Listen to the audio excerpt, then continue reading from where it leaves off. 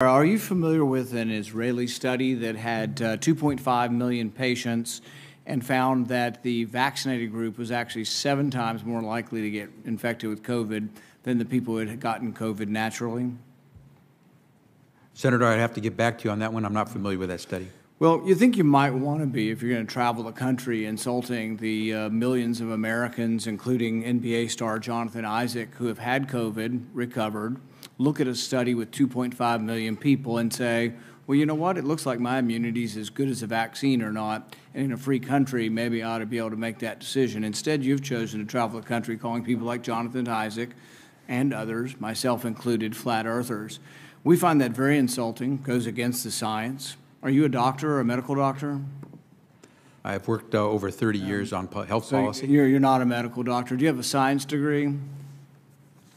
And yet you travel the country calling people flat earthers who have had COVID, looked at studies of millions of people, and made their own personal decision that their immunity they naturally acquired is sufficient.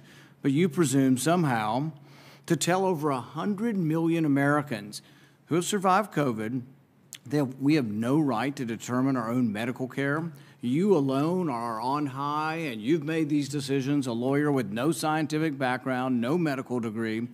This is an arrogance coupled with an authoritarianism that is unseemly and un-American. You, sir, are the one ignoring the science. The vast preponderance of scientific studies, dozens and dozens, show robust, long-lasting immunity after COVID infection.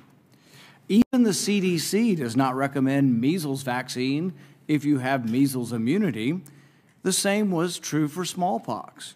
But you ignore history and science to shame the flat earthers, as you call them. You should be ashamed of yourself and apologize to the American people for being dishonest about naturally acquired immunity.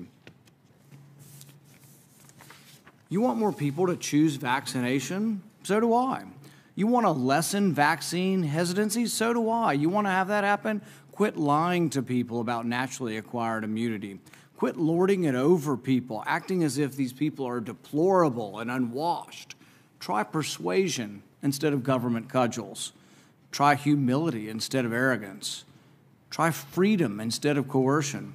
But most of all, try understanding that there's no more basic medical right than deciding what we inject into our bodies.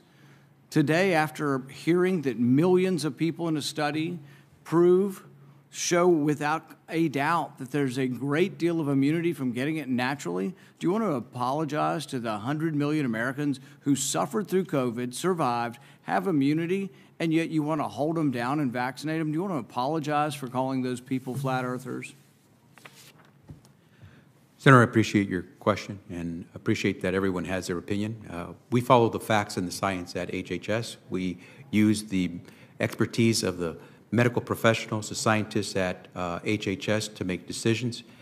It's a team effort, and we rely on what is on the ground showing us results. Except for the dozens and dozens of studies. In fact, most, if not all of the studies show robust immunity from getting the disease naturally. The CDC says if you've had measles and have immunity, you don't have to be vaccinated. The same was true of smallpox. You're selectively doing this because you want us to submit to your will. You have no scientific background, no scientific degrees, and yet you aren't really concerned about 100 million Americans who had the disease. You just want to tell us, do as you're told. That's what you're telling us. You want to mandate this on all of us. You're going to tell us if I have 100 employees, you're going to put me out of business with a $700,000 fine if I don't obey what you think is a science. Don't you understand that it's presumptuous for you to be in charge of all the science? Have you ever heard of a second opinion? I can't go to my doctor and ask my doctor's opinion. I mean, this is incredibly arrogant, combined with this authoritarian nature that you think, well, we'll just tell all of America to do what I say, and they better, or we'll fine them, or put them in jail, or not let them go to school, or not let them travel. The science is against you on this. The science is clear. Naturally acquired immunity is as good as a vaccine. The Israel study actually showing it better. This isn't an argument against the vaccine, but it's an argument for letting people make a decision who already have immunity. You're not willing to consider natural immunity? Senator, our team has reviewed every study that's out there on COVID, whether it's from Israel, from the U.S., or wherever else. They have used the facts that have been provided through the rigorous research that's been done to reach a conclusion. 660,000 Americans and more have died because of COVID. We're trying to do everything we can to save as many as possible. We're using the facts, we're following the science and following the law. Nobody's arguing the severity of this, but you are completely ignoring the science on natural immunity. So's Fauci, so's the whole group. You're just ignoring it because you want submission. You want everybody just to submit to your will, do as you're told, despite the evidence, the large body of scientific evidence that says naturally acquired immunity does work is an important part of how we're all going to recover from this. So's the vaccine.